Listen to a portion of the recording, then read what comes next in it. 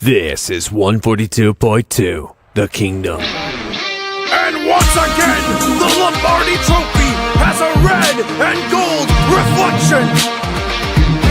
You can doubt the Chiefs. You can dislike the Chiefs. You can disrespect the Chiefs. You're gonna have to deal with the Kansas City Chiefs. How's it going, Chiefs Kingdom? Welcome to a next episode of 142.2 The Kingdom. I'm Richard, and we've got Trizzy and Corey here today. Dominic could not be here today. He and DG have got some stuff they got doing tonight, so it's just going to be the three of us tonight.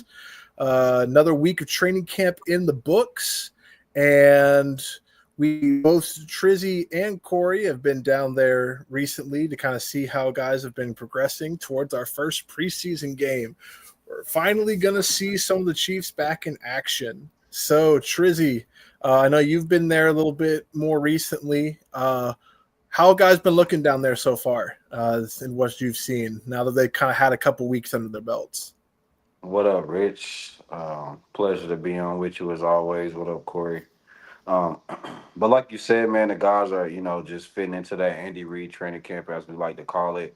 So I went down there with CJ, and I got to meet DG for the first time. So that was pretty cool. We got there a little early, but it was a long line. But no, once we got in there, training camp, business as usual. Started off with individuals. You seen guys with their groups. It was good to get a good look at Simmons, 71, the left tackle we drafted. Just to see his size and, just to hear all the things that we've been seeing on the clips from KC Sports Network, just different rumblings around the league. You heard Jason Kelsey talk about his trajectory a little bit and just seeing different guys, just chime in on his abilities and, some of his potential. It was cool to actually see him up front and working. It's always a pleasure to see 15 and Cole, the company, the offense, just, being masterminded like they are with Andy Reid and, just being intentional about what they're doing during those workout drills and, doing some of those team periods with 7-on-7. I got to catch a bit of that with Jalen Royals, who had a great showing. Taquan Thornton, the training camp MVP right now, just, having an absolute amazing camp, from his story and his situation. So he's looking like a lock and, just different guys being able to play. The defense had a great day as well. Just it was good to see Shamari Connor flying around, kind of leaving up into his third, fourth year in his defense and, just being more productive. It sucks that I didn't get to see Fulton yet. I know that's probably the biggest piece that, I really haven't got to see. But yeah, man, it was great to be up there. Great energy from the crowd. A lot of people came out that day. It was friends and family day actually. So got to see a few people I knew, and it was pretty cool always being up there and having an excuse to wear some Chiefs gear. You know what I mean? Nice, nice. So I know we've had a couple of wide receivers that have been out with injuries the past few days. So how have the more fringe roster guys looked? Like the Elijah Badgers and probably a couple of those other tight ends that have been kind of low on the depth chart.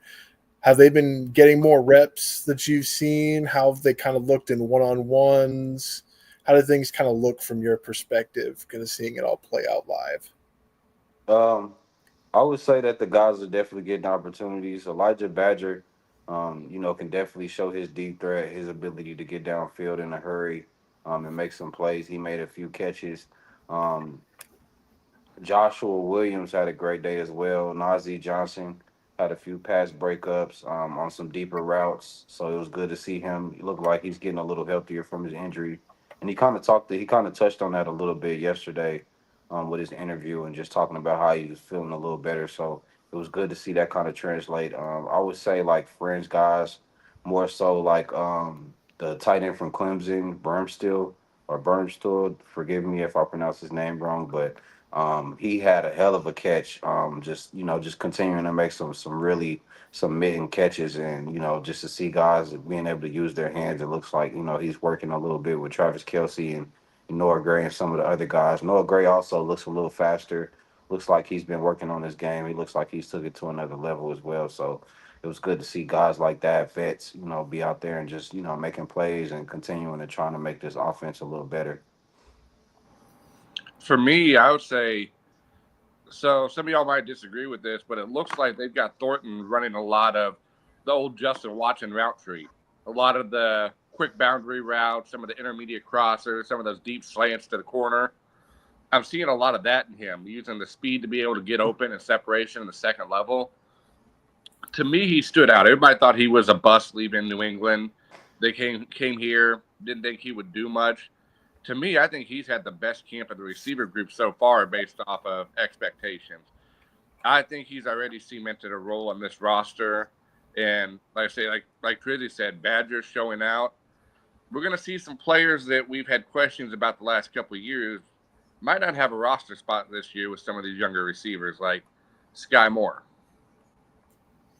Yeah, I have to wait until and it's just habit at this point. I have to wait until I see him get a little game action against other defenders before I'm ready to say that personally that Tyquan Thornton is going to make a kind of at least a Justin Watson type impact. I would love if we could see that because those guys are always extremely valuable on the type of offense that the Chiefs run.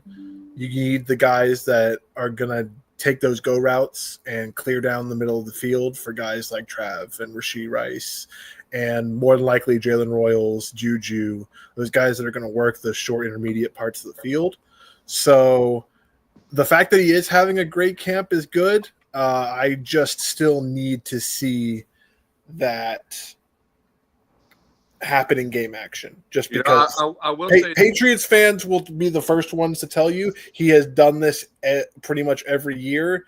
But the caveat to that is he hasn't been healthy to start the last couple of seasons. So if he's able to stay healthy and get through the preseason, then we might actually have the opportunity to see something should he ultimately make the 53-man roster like a lot of people are thinking so far. Because he has shown a great rapport with Patrick so far. He's been in stride all of his throws. I don't think I've seen him miss a throw to Thornton yet. So I'm curious. I like to see what that looks like against people who are going 110, 120% to try to make a roster for another team and really see what the results of that are. Now, I will say over the last few years, I've noticed patterns. If Mahomes gets a rapport with you in camp, it carries over all the way through camp. It's not like you'll hear about other teams, a player will have a big day and then you don't hear from them. Like when he gets a connection with somebody through camp, that connection stays. And I've seen that with Thornton. And another thing that I've noticed is over the last 2 years, they've kind of pushed Sky in the preseason to get him reps, to get him touches. They haven't really done that this season. So I think maybe he's at the end of his leash when it comes to a roster spot with some of these young guys starting to build a connection. I mean, he's been here, 3 years now? And yeah, this will be his fourth. This is his contract year. He still hasn't, even at camp, has yet to build up that kind of rapport with Mahomes. And Thornton comes in and one offseason has built one. I think that's kind of indicative to what the direction the Chiefs are going to go with their roster spots this offseason or after their offseason acquisitions. Yeah, I can see that. We'll just have to see how it goes. In other NFL news, we had received word a couple of days ago that there was finally a suspension handed down for another wide receiver who had gotten in trouble this past year, not necessarily this offseason. Jordan Addison got 3 games for his DUI incident. So I'm just curious on what you guys think. Is that an indicator to you that he's probably going to be in the 4 to 6 range, or do you think that he may also have something along the lines of 3 games? We'll say it's just a straight up, it doesn't get pleaded down and he just accepts what's given to him. I think anything over 3 games, he appeals it. This is a tricky situation because he did get into an accident and there were minor injuries. Addison didn't, but Addison got charged with the DWI. Rice didn't. So there's some different factors in there, but I would say if they give him anything over Addison with the fact that there was no DWI charge, I would say that he's probably going to appeal it. Um, Not to say like obviously the Addison situation difficult anytime these younger guys get in trouble. I think the NFL's responsibility, not only to the guys, for them to mature, but just putting themselves in bad situations. Period. I think they'll kind of enforce that a little bit. So I'll be actually surprised if he gets anything less than 6 games. Um, just for the all the rapid calls and just the incident on the highway and stuff. Not we don't have to get into the details. We pretty much already know. But yeah, I think they'll give them 6 games, and it's the Chiefs. They're gonna find a way for us to make it harder for us to win. So without having Rasheed Rice there for those 6 games, it'll be a little bit of a tough stretch, especially, having to put pressure on the left tackle. And, we still don't know what the guard spot's going to look like. There's still some question marks around the team offensively as well. So not having Rasheed Rice means that, the zone coverage works a little better because having two guys that you had to focus on with him and Travis Kelsey obviously complements guys like Hollywood and Xavier Worthy. Obviously, we're excited for him. So this is why it is important to have a Taquan Thornton on your roster because situations where you have to get the ball out quick, you need a bigger body who's fast, and I feel like we kind of been missing that. We thought we had that a little bit with with Justin Ross and some other guys that we tried out at the position, D Hop, and we had some other guys come over and just try to fill that role, but it just kind of wasn't really working out. And I think Taquan with him. Kind of being in the offseason program and being able to learn the Andy Reid offense and learning what this team wants him to do offensively to contribute to this team, I think it kind of speaks to a value of just having depth, but having guys who also fit the master plan right. So I think obviously with Rasheed Rice suspension coming up, guys will have to play different roles, but I feel confident. Without like you said, I know that he's been doing that well in camp and he's done that over the years with the Patriots, but he hasn't done that with the Chiefs. And just for him to be here like you said, in one offseason and kind of building that war with Pat and them guys being able to get on the field and build that connectivity is going to be important. So yeah, I expect, guys like Elijah Badger to maybe be in a little earlier than you think. Maybe guys like Nico Remigio get chances from special teams and also, see him working in as well. But guys are going to get their opportunities, especially with the Rice news coming up. But yeah, I wouldn't suspect no more than 6 games just because of what happened and the whole looking at the whole thing about the whole situation. I would say 6 games, and if he appealed it, I'd say he'd probably get 4. But it's going to be tough without him because, he definitely makes the offense a little trickier. And, especially with the zone coverage looks because, we get a lot of that now since, we have Pat. So it's going to be Mhm. tough without him, no doubt, but we can definitely get some contributions from some different guys. Yeah, this is also why you draft Jalen Royals and you re-sign a guy like Juju Smith-Schuster. So you have guys that can replace those things that Rasheed Rice does well. I'm also expecting about 4 games, just because historically speaking, that's what these types of incidents get you in the past. But as I'm sure we're aware by this point, the NFL does what the NFL does, and we're just going to have to deal with whatever they decide to hand down. I'm assuming it's going to be by week 1, but we will see when in regards to that. So the next thing that has finally come out, with it being the first preseason game for the Chiefs, is that we have our first unofficial depth chart of the season. We finally can. And disclaimer: this doesn't mean anything in terms of at very least the starters, because we already knew that. But a couple of interesting things that I noticed regarding this kind of revolves more around the defense than it really does for the offense. But Trizzy, I'll start with you. What kind of stood out to you when you first looked at this that kind of made you go, that's interesting? There's a couple that I have, but I'll get to those. I think Omar Norman Lott being so far up on the depth chart, it looked like he was in with the first guys. That was a little interesting to me because we usually, kind of work those guys in rotationally. So to see him far up like that, means that either he's, what is as advertised as the guys, that we drafted him for, obviously to kind of fill in that role that we lost from the kid that we lost to Carolina. And obviously, we would have loved to have him back, but he got that deal in Carolina, so having to fill some big shoes for sure. So that was a little surprising, just off the initial, just looking at the roster and looking at how they were shaping things out. Yeah, I kind of had a feeling it would start to go that way.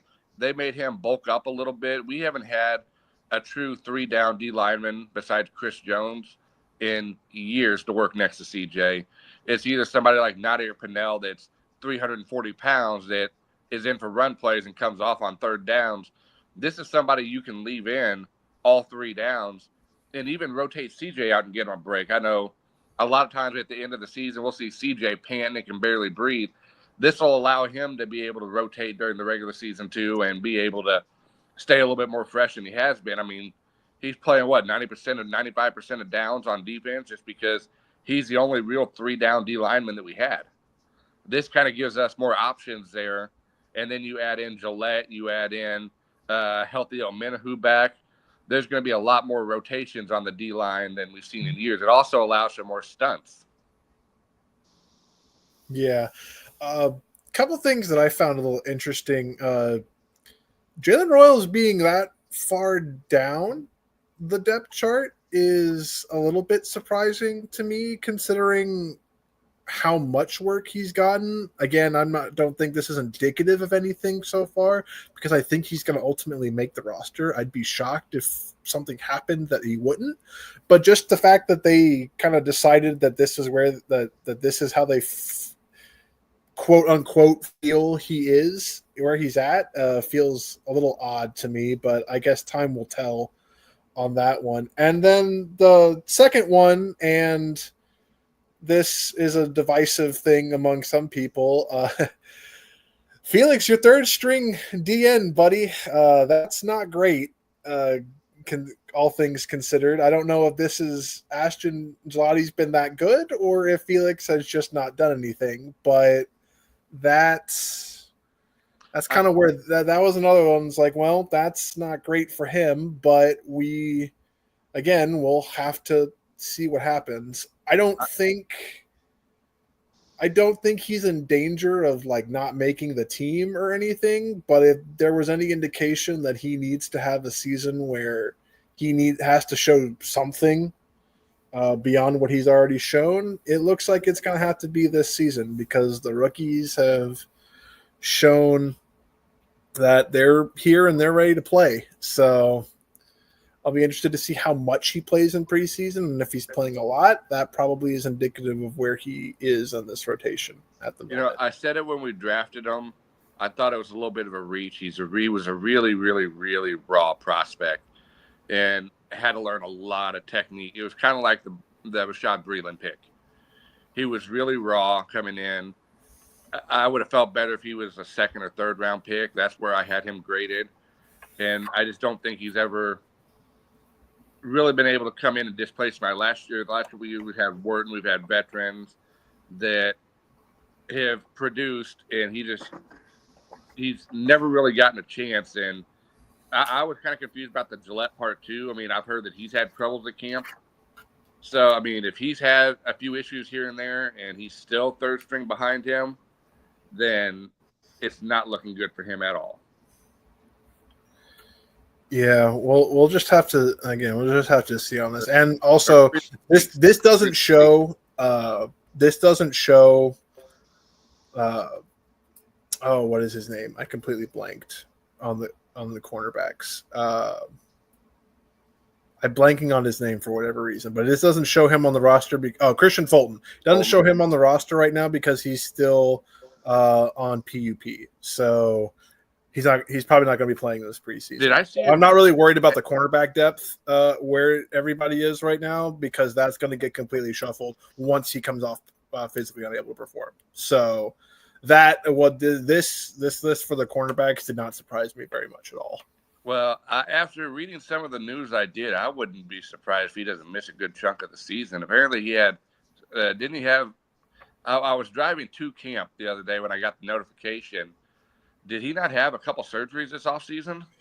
He had a cleanup procedure just like Juwan did. But he had it a little bit later in the offseason than Juwan did. So he's been, from everything I've understood, he has been working off to the side. He just hasn't been like fully practicing with the team. He was there for OTAs. He participated in OTAs, but my understanding is they just want to be cautious with him, which I understand because especially now that it looks like they're finally maybe looking at Shamari as a safety finally for the first time in his career. That means that there's one more spot on the cornerback depth chart that's got to get filled. So I'm not worried about it yet. If he starts the year on temporary IR, then we may need to start getting a little bit concerned. But from my understanding, it's just been a cleanup like Juwan's was, which is why Juwan was not participating in OTAs or anything like that at all. So still worries me because he's had a very, very, very lengthy injury history. Like we're talking Keenan Allen. Yeah, it dates back to his time with the Titans. It is tough. He was healthier in his time with the Chargers, but he did still miss a little bit of time as it was anyway. So definitely something to monitor. But I don't think it. Noel Williams showing what he has so far, I think helps with that. So anything that keeps Trent in the slot, I think will be a good thing. So we'll just, again, have to see how some of these corners play in the preseason to figure out what the rotation is going to be while he's on the shelf. And we'll see if he makes it through to start the season or not. Try to get some better lighting here. No, you're good. I think another thing that I'm interested in is what do you guys think about the right tackle position as a sort of they're still rotating Jalen Moore and Juwan Taylor, and I thought this was interesting, an interesting thing to bring up because he brought it up in his presser on Sunday. He was not healthy last season at all. Apparently, he partially tore his meniscus. He had to go get He had to go get it cleaned up. He had the option to get surgery during the season to get it fixed, but he decided against it so he could tough it out the rest of the year. With him now being 100% healthy, what do you think that will do for him this season? Let's say he has a great season this year and Jalen Moore doesn't unseat him as the starter throughout this season. Do you think he comes back? Do you think we'll go ahead and exercise the out that we have and just give it to Jalen Moore anyway? Or do we still think it's a foregone conclusion that even if he's healthy and has a great year, he's out of here after this season?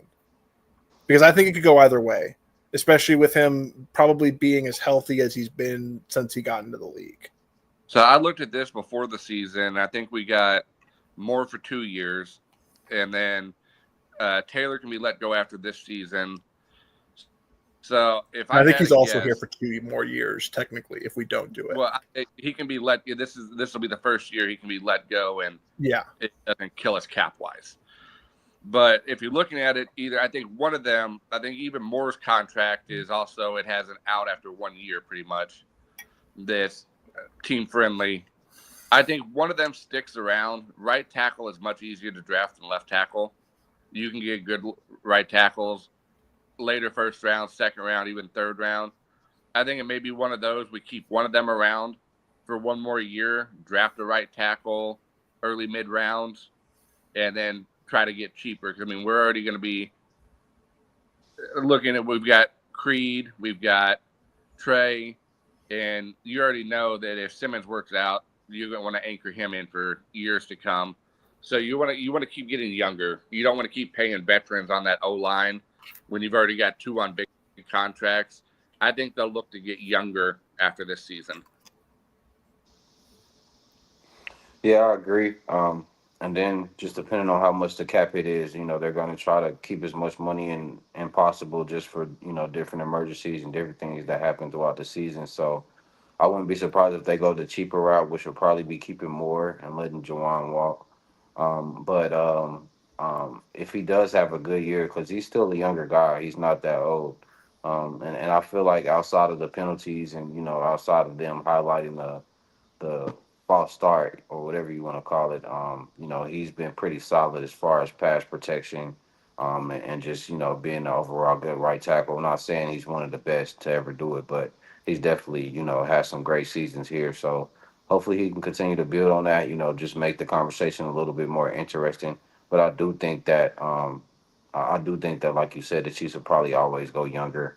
Maybe have a few vets here and there, but whereas keeping Pat clean as possible and protecting him is going to be the main priority until he's not here. So they're going to look for ways to get bigger, stronger, faster, younger in that position for sure. So a little hypothetical scenario here. If they don't choose to move on from Taylor, would you instead want to see what he does at guard instead of Kingsley, or keep Kingsley at left guard? I think it's too expensive to keep both of them next year, especially if you've got something. I mean, if Simmons turns out to be as good as he says he is, or if people say he's going to be, you already know what Creed gives you. So I mean, you've already got a rookie that's supposed to be a phenom. You've got an All-Pro center. That left guard position is probably the position that you can go a little bit weaker on to save money.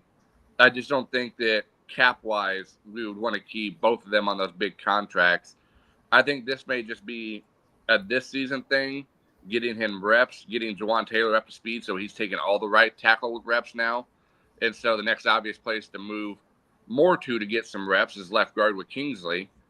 So I think they'll battle it out. Whoever wins that wins that, but I still think Kingsley will be the guy moving forward next year at left guard. I mean, you can't have, how do I say this and be nice? How many left tackles have we drafted over the last 4 years and signed and then tried to convert? We've signed Orlando, we drafted Kingsley, we drafted Simmons, we drafted Wanye. Eventually, one of those young guys is going to have to step up and work out.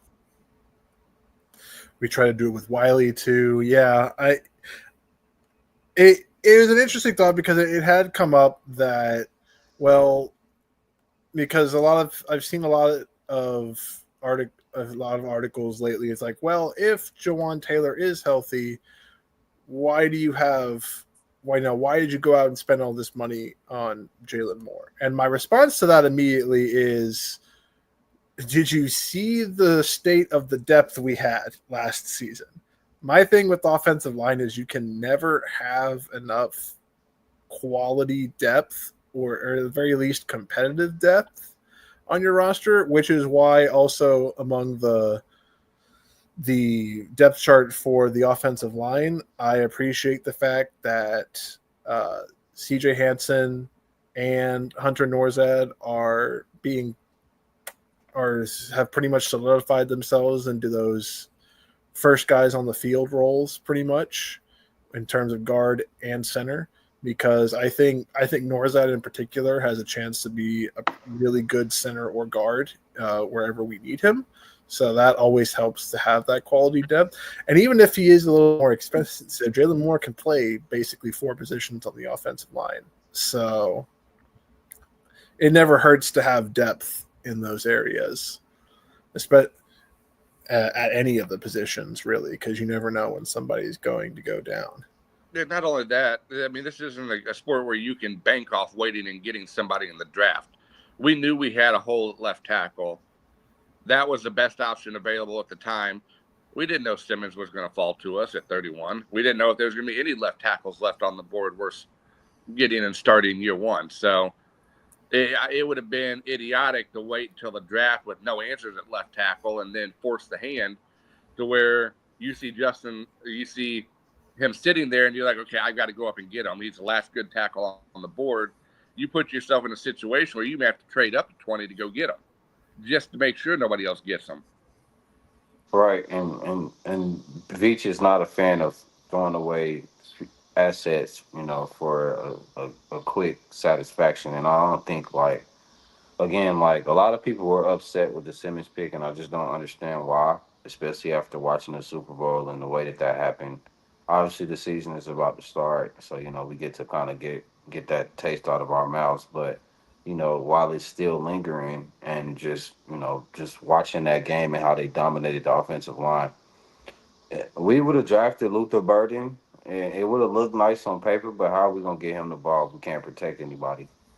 So little things like that was just kind of hard for me to understand as a fan. But and again, like Simmons, like the situation with Kingsley, and obviously you got Creed and one of the best centers in the league, the best center in the league to me, and Trey Smith, one of the best guards in the league, and obviously Juwan. So you just putting all things considered, if Simmons works out, I think the investment goes the way it's supposed to go. Then you did enough to make it to where the offensive line is at least above average, and maybe they have a chance to be elite, just depending on how Kingsley pans out, and at that left guard spot, and obviously. We need Josh Simmons to be a dude, but he's looked great, and I just got faith in what these guys done their homework on, and hopefully it pans out. Yeah, I think the continuity has been good. It definitely helps. With Simmons has looked 100. It looks like he's healthy, and that's the biggest thing. So watching him, uh, especially seeing how much they allow him to play in the preseason, will be, I think, key to kind of seeing what he looks like in game. The best chance we'll see in game action. It'll be curious to see how much the starters actually do play, with the fact that we have Hollywood Brown's on the shelf. Rasheed is dealing with a groin issue. We still don't have Christian Fulton, and guys have just been kind of getting a little banged up recently. So I'm curious to see how much the starters will actually play. But knowing Andy, it'll probably be a series and then they're done, which which is obviously totally fine by me. I don't even And think they get a series. I think they probably get a couple plays. I, Maybe. I think they will get a, speaking of the preseason, with this game coming up Saturday, I think they'll get a series again against the Cardinals. I think Andy usually does this where it's a series the first game. It'll be two, maybe three the second game, and they might get a half depending upon how good or bad they've looked This is how the in last the two. first two. So I'm not so sure about week one, but I know week two last year, I remember he said they were going to play the first quarter, and they played like two series or one series. I think they played. And then he said the last game they were going to play the first half, and they barely played the first quarter. I think he came out just before the first quarter ended. So it doesn't matter what he says or what you think. Andy Reid will change his mind mid-drive and be like, "Yep, this is their last drive. I've seen what I need to see." Yeah, and hopefully guys, don't get hurt on the first play of preseason again, which probably also factored into that. But so with this first preseason game coming up, and us finally getting to see some guys on the field, is one player on offense and one player on defense that you guys are super interested to see how they perform? You want it to be starters or like rotational? Starters. I think the starters, personally, for me, are pretty much set. I think we know who are going to be like the first mainline wide receivers. We know who the offensive line is going to be. We kind of know. It looks like we have a pretty clear indication of what the running back pecking order looks like based on how they've practiced so far. So really looking at kind of like the next guys up So I'd say after the starters. for me, I would have to say Royals. Let's see if he can get in there and start to carve out a role like Rasheed did his rookie season. For defense, it's going to be two. And one's a starter, the other one's kind of borderline rotational. It's going to be Jalen Watson and who's the other rotational corner that got hurt last year? We got him as a safety and moved him to corner out of the draft. Nazi. Yeah, Nazi. Nazi was playing solid before he got hurt and came back and didn't look the same. I want to see if he rebounds and is able to pick up where he left off. And kind of Watson, kind of the same way. Watson had a really good year last year. But we've also seen a lot of cornerbacks come in, have a good year, and then year two, they're like, okay, what the hell happened? I want to see him be able to pick it up and kind of keep that cornerback 2 position locked down. So it's going to be a mix of those, making sure that he doesn't have like a sophomore slump after his good year, and seeing if Nazi can kind of rebound and look like he did the year before he got injured. For me, I would probably say Noah Williams, just because with the injury to Christian Fulton, he's probably gonna have to play a lot earlier on than what we maybe thought would, as far as snap count wise. And real quick, everybody, I appreciate everybody tuning in tonight. Shout out Rich, shout out Corey. DG couldn't be here, and neither could Dom. So we hold it down for the guys. Shout out to all the other platforms and guys tapping in. And to any other people who are new, please make sure you follow us on Twitter at 142.2 The Kingdom, and also give these good brothers down here a follow. But to continue the conversation, I just Noah Williams is a guy for me that I'm going to be paying attention to. Probably him on defense and Ashton Gillott. Just seeing that he has a step above FAU. I want to see why, because to me they're kind of like on the same boat similarly. So I want to see if that stuff in St. Joe is really panning out to how it's supposed to be. I know that Ashton is a rookie as well, but for him to be so far up on that defensive depth chart means that they're going to be relying on him a lot, which I can understand. The relationship he has with Karlaftis, and we've been over the years just talking about some of the lack of depth from the pressure side. Of us actually getting quarterback hurries and then actually getting sacked. So I would love to see. I would love to see Ashton get involved in just making the quarterback scared back there and creating some havoc. Same thing with Noah Williams. He's a guy that we got out of Cal, a guy that led the FBS in interceptions. So I want to see one of those things translate to the NFL with him having that knack for the ball, which I think is a natural Spags indicator that Spags likes you, is you having that defensive instinct, that IQ, and I think Noah Williams has that. He has been getting smoked a little bit, so I'm a little bit concerned about that, just a little bit. Even though Tyquan's been the camp MVP, we can't be getting smoked as third and fourth round picks. So hopefully that can translate for us on Saturday, and just seeing some of those guys. Obviously, the younger guys are going to get major opportunities, but Noah Williams, Ashton Gillott, and for me, the last guy on offense, the last two would be Brashad Smith and obviously Joshua Simmons. Just starting off with Brashad Smith, a guy at SMU who can really get the ball and make some noise north and south, and he has a few juice in him. I like the presence that he brings to the passing game that we've been kind of missing since Jarrett McKinnon, having that back who has a little bit of ball skills to be able to make some guys miss and get down the field. And it's exciting to have a guy like that, so young and so talented, and so fast. So hopefully, those things that we're seeing on that SMU tape can translate to the NFL a little bit, and I'd love to see a little bit of that on Saturdays. And then coming up, obviously, with the left tackle position at Joshua Simmons, he's not going to be going up against some of the premier guys, obviously, in preseason, but to the rookies that's on this level, and the guys that, are going to be, like you said, kind of fighting for a contract, fighting for a position in the NFL. I love to just make sure that he take care of his homework that night. And, I probably don't, since he's the starting left tackle, I doubt that he'll play the whole night, but just those reps that he does get, I just want to see him be dominating, just kind of leave a little bit of a less scarier feeling than leaving a guy out there on the island. I know Chiefs Kingdom are going to have their eyes on him, so hopefully he shows well, and just know that he can be the left tackle for the future, like we all think, and that'll make Pat's job a lot easier and everybody else's job a lot easier when you got that left side locked down, rather than having to move guys around and be unsure about this player or that player just because they're not in their natural positions. So Rashad Smith and Joshua Simmons are going to be guys that I'm looking at, because I think those guys can contribute to this team in a major way to get us back to where we want to be.